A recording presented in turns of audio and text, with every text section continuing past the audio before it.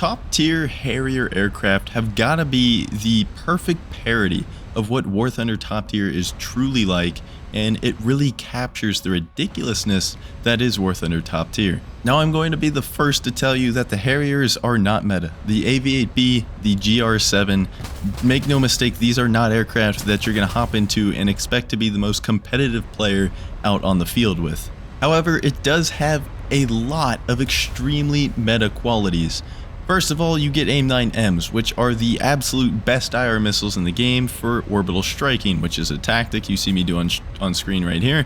And I'm basically just shooting AIM-9Ms from high altitude, weird angles that the targets are probably not going to see, and you can kill a lot of the enemy team in very rapid succession, which quickly turns the tide of the battle in your team's favor.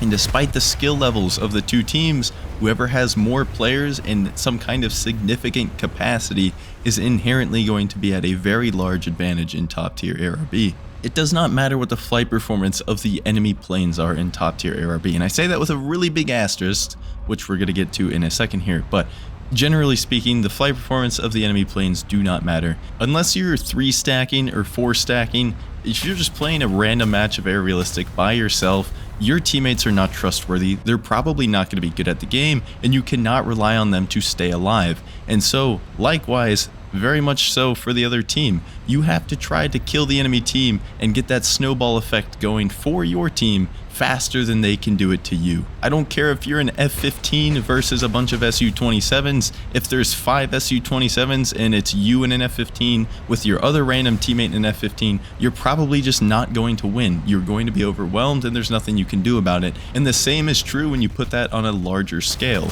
So having 4 9Ms does surprisingly give the Harriers a very large chance at having some kind of impact in the match. Now, of course, there are other planes that do this just as well. The F-15 has 4 9Ms, the F-16C has 6 9Ms, the Gripen, of course, also has 6 9Ms. There are much better planes that you can have the same missiles or more of them with. Aside from that, though, the Harriers, and especially the GR7, have a lot of countermeasures. The GR7 is what I prefer because it has an ungodly amount of countermeasures. It has nearly double what the AV-8B Harrier has, and it also technically has better thrust to weight, so I think it also would be the better flight performance. Not that that matters that much anyways, because your flight performance isn't going to get you very far in the Harrier, which I will touch on in a second, but again, having that unlimited countermeasures is a huge thing, very meta at top tier right now.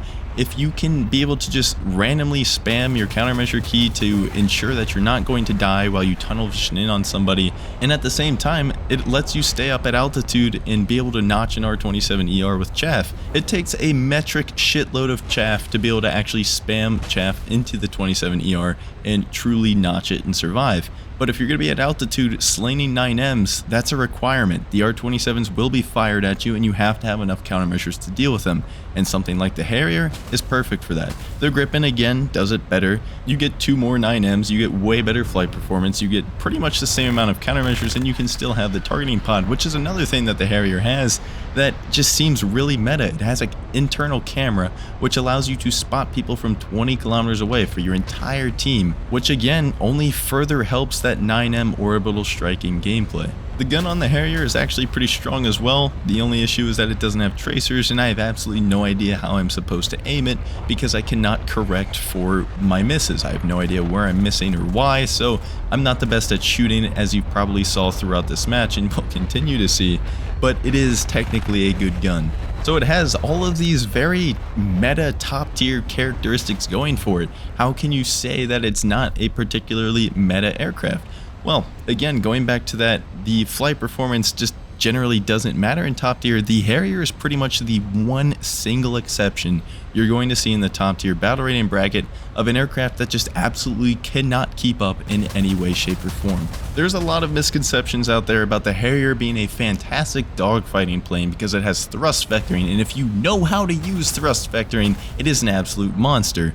No, it absolutely isn't, and in fact, it really couldn't be further from the truth. Thrust vectoring is simply a gimmick. It is not something you should be doing in ARB unless you are in a perfect 1 versus 1 scenario with somebody on the enemy team.